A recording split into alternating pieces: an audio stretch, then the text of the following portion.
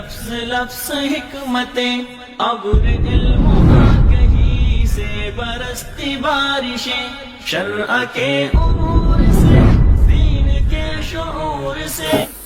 امام ابن قیم الجوزیہ رحمہ اللہ تعالی فرماتے ہیں الحیات زندگی کو کہتے ہیں،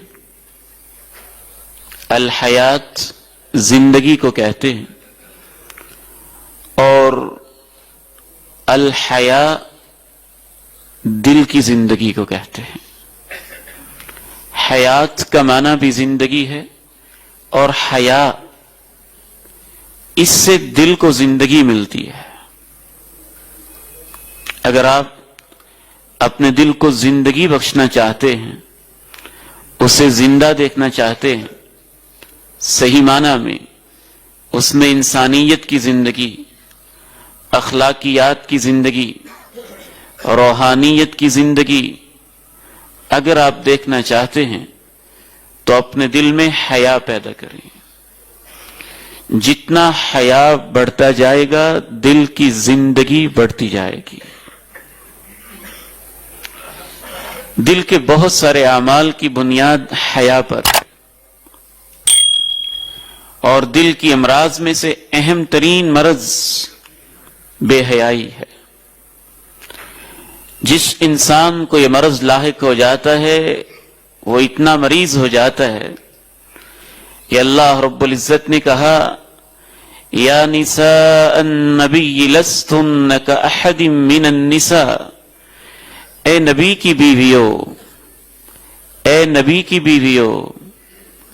نبی کی ازواج مطہرات اکثر تو بڑی عمر میں تھیں، 40 سے اوپر، 50 سے اوپر. یا نساء النبی، اے نبی کی بیویو، لستن کاحد من النساء، تمہاری کیفیت عام عورتوں میں سے کسی خاتون کی طرح نہیں ہے.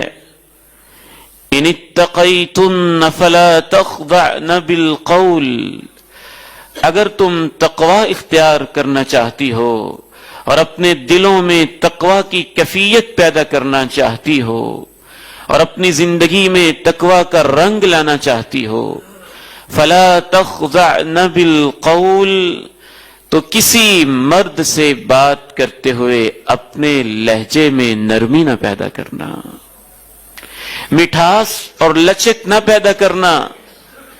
فَيَطْمَعَ الَّذِي فِي قَلْبِهِ مرض، وہ منافق قسم کے لوگ جن کے دلوں میں روگ لگا ہوا ہے، جن کے دلوں میں بیماری لگی ہوئی ہے، وہ منافق قسم کے لوگ تمہارے نرم لہجوں سے غلط امیدیں نہ بٹھا لے. وَقُلْنَ قَوْلًا مَعْرُوفًا، ہاں بھلے طریقے سے آداب و اخلاق کے مطابق، معاشرے کی روایات کے مطابق احسن بات کہہ دیا کرو، بات کر لیا کرو بھلے انداز سے، معاشرے کے دستور شریعت کے ضابطوں کے مطابق. اس سے آپ کو اندازہ ہوگا کہ دل میں بے حیائی کا روگ لگ جائے تو یہ روگ انسان کو کتنا کمینہ صفت، کتنا سطحی درندہ صفت، اور کس قدر اس کو انسانیت کی سطح سے گرا دیتا ہے کہ وہ مومنوں کی ماؤں کے بارے میں بھی غلط خیالات اپنے دل میں لانے لگ جاتا ہے.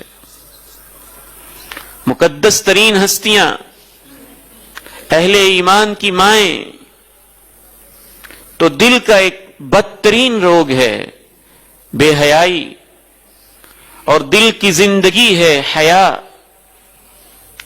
کسے کہتے ہیں حیا؟ بہت خوبصورت تعریفات کی ہمارے ائمہ نے. انسان اوپر آسمانوں کی طرف دیکھے تو اسے اللہ کی نعمتیں یاد آئیں، اور اپنی زندگی کی طرف دیکھے تو اسے اپنی کوتاہیاں یاد آئیں، اور یہ دیکھتے ہوئے وہ کوئی برا کام کرتے ہوئے رک جائے تو اسے حیا کہتے ہیں.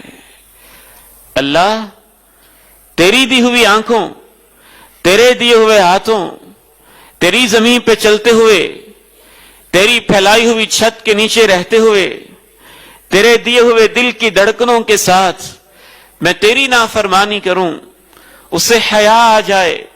اسے حیا کہتے ہیں.